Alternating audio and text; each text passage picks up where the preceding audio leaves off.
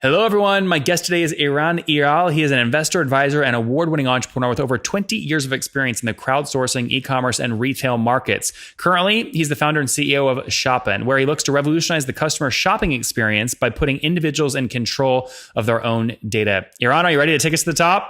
Are you at the top? I am. We're going to get there. All right. Talk to us about the company. What does Shopin do, and how do you guys make money?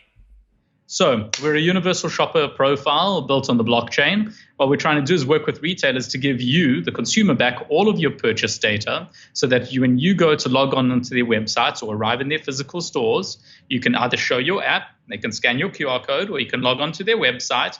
And then all of your data drives all of your personalization and experiences. So what we're trying to do is turning the entire decentralized world of retail who don't have good data on you like an Amazon would into a decentralized Amazon. And to do that, we've got our visual artificial intelligence, our natural language processing tools, and all the tools that the retailers need to interpret your data, but never reveal your data. Mm-hmm. So when you log into the retailer, even though the AI and recommendation engines that we give them interpret the data and give you the best content, the best experiences, your data is never revealed and you're always in control. So who's paying for this, the consumer or the brand?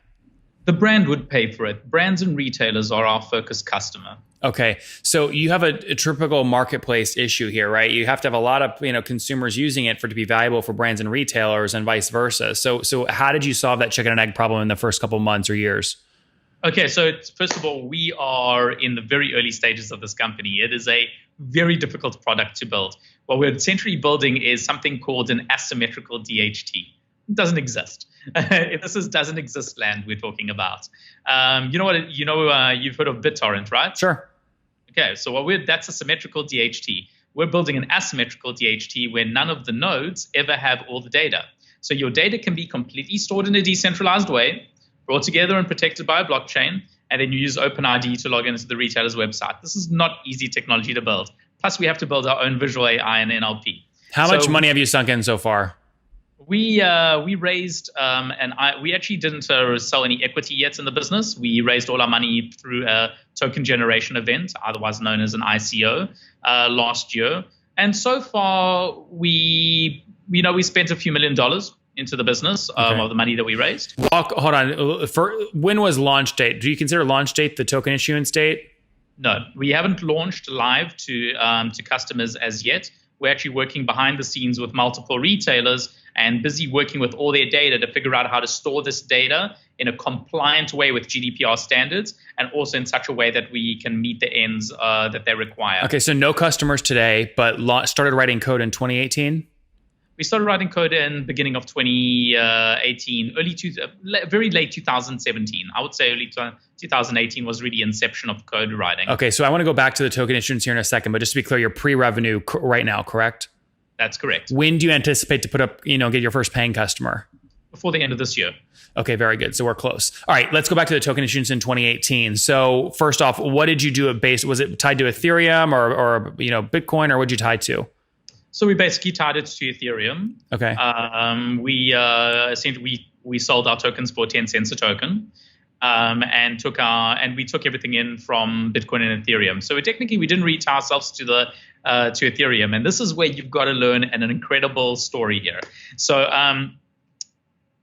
we could have tied our token issuance to Ethereum and to the value of Ethereum on the day, or at least to a certain value. But instead, we decided, well, Ethereum's changing. As it comes in, we'll start changing our capital.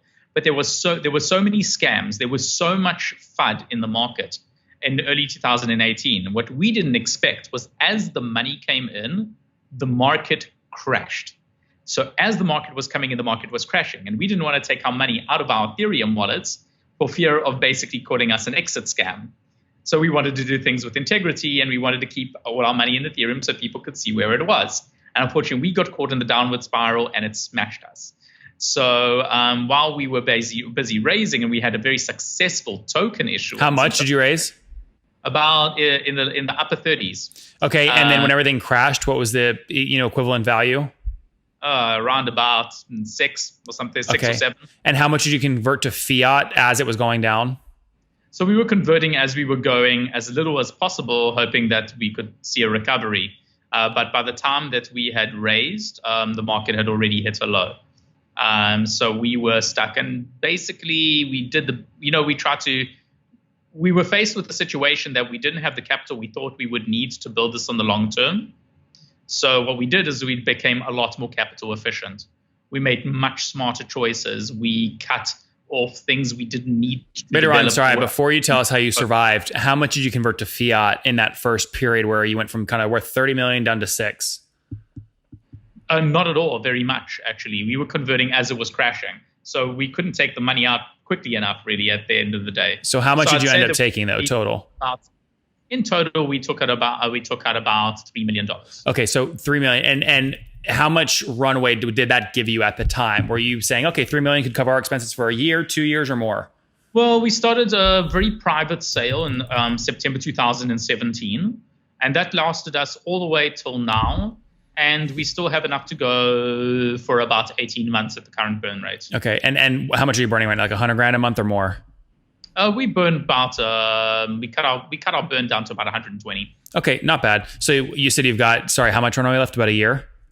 We've got about 18 months. Oh, good. So I mean, what's that put, like 1.7, 1.8 million in your bank right now?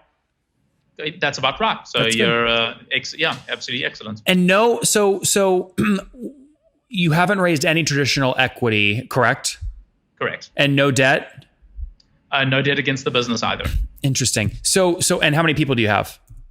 So currently we have about 12 people working on the project. At the height of the project, we had about 70 people working on the project. Yeah, so 12 people still being fueled off the $3 million you took in fiat in 2018 during the downturn. That's right. Interesting. So what is your best guess right now in terms of like who will be your first paying customer and the structure they will pay? Is it going to be like a SaaS model or? It's an excellent question. So I went through a lot of theories on how we could basically build this, and I had to think about scale.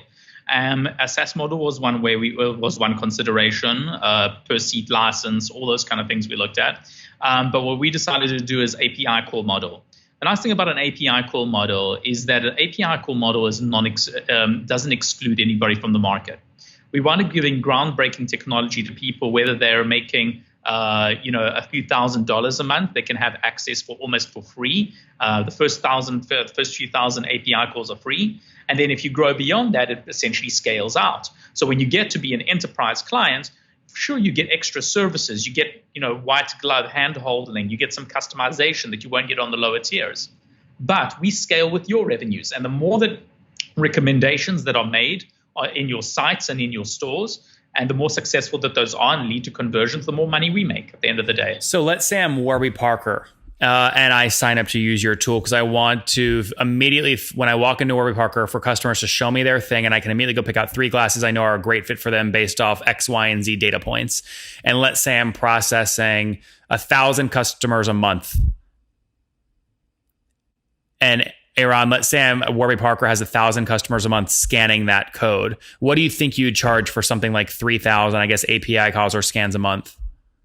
So we really charge a few cents at the end of the day. We'll make you with something like that. We charge a few cents for each API call. Remember that every recommendation is an API call. So you come to one page, you look at one set of glasses, and there are 10 recommendations below. That's 10 API calls every single time. Every single time that they draw those in, every time that they send an email, and that email is dynamic and dynamically calls upon our data in order to give you the best email, or you see an advert. Anytime that our data is driving those kind of recommendations for that content to appear, that's an API call. So I'd like you to challenge you to think about how many API calls a Warby Parker would be making in scale. And then, of course, we give sweetheart deals for paying for the year up front. What do you think like your steps will be? Like less than 1 million API calls a month, 1 million to 100 million, and then north of 100 million? So yeah, we're actually the steps is we actually don't want to exclude people who have got Shopify shops. So we will be releasing a Shopify app where people can be integrating this as well. We really want to level the playing field and give everybody a fighting chance out there. So it will start from all the way from $250 to when you get to a mid-size retailer to about $30,000 to a really huge retailer, about $50,000 a month. Yeah. Yep. Very interesting. All right. Let's wrap up here with the famous five. Number one, what's your favorite business book? Favorite business book right now is not a business book, actually. It's called The Four Agreements. I would consider that a business book. I think it's a great book. I think it's a phenomenal book. It's reshaping the way I look at many aspects of my life. Number two, is there a CEO you're following or studying? Such a cliche, Elon Musk. Number three, how many hours of sleep? Sorry, what is your favorite online tool for building your company? Favorite online tool for building a company today is really Slack. Number four, how many hours of sleep do you get every night? 4 to 5 max. Okay. And situation, married, single, kids? I'm single, but recently found the love of my life. Amazing. Okay. Not married, no kids? Not married, no kids. And how old are you? I'm 44. 44. Last question. What do you wish your 20-year-old self knew?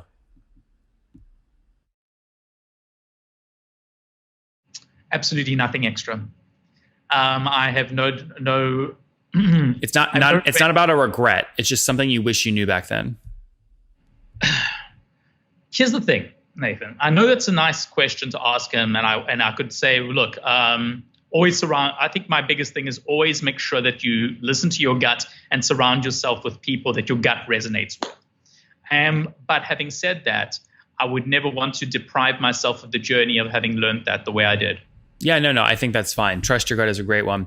Guys, there you have it from Shopin. Again, launched an ICO back in 2018 at the top of the market, called raised about 30 million. Then obviously the price has sunk, 6 million at the end. But conveniently, as the decline happened, they converted about 3 million to fiat, which has given them enough runway to build the technology that they are trying to build right now, a decentralized Amazon, basically. They're burning about $120,000 per month, have about 18 months of runway left, hoping to get their first paid customer here by the end of the year. Eran, we're rooting for you. Thank you for taking us to the top. Thank you very much for featuring me today. It's been a pleasure. One more thing before you go. We have a brand new show every Thursday at 1 p.m. Central. It's called Shark Tank for SaaS. We call it Deal or Bust. One founder comes on, 3 hungry buyers, they try and do a deal live, and the founder shares back-end dashboards, their expenses, their revenue, ARPU, CAC, LTV, you name it, they share it, and the buyers try and make a deal live. It is fun to watch every Thursday, 1 p.m. Central. Additionally, remember, these recorded founder interviews go live. We release them here on YouTube every day at 2 p.m. Central. To make sure you don't miss any of that, make sure you click the subscribe button below here on YouTube, the big red button, and then click the little bell notification to make sure you get notifications when we do go live. I wouldn't want you to miss breaking news in the SaaS world, whether it's an acquisition, a big fundraise, a big sale, a big profitability statement, or something else. I don't want you to miss it. Additionally, if you want to take this conversation deeper and further, we have by far the largest private Slack community for B2B SaaS founders. You want to get in there. We've probably talked about your tool if you're running a company or your firm if you're investing. You can go in there and quickly search and see what people are saying. Sign up for that at nathanlatka.com/Slack. In the meantime, I'm hanging out with you here on YouTube. I'll be in the comments for the next 30 minutes. Feel free to let me know what you thought about this episode. And if you enjoyed it, click the thumbs up. We get a lot of haters that are mad at how aggressive I am on these shows, but I do it so that we can all learn. We have to counter those people. We got to push them away. Click the thumbs up below to counter them and know that I appreciate your guys' support. All right, I'll be in the comments. See ya.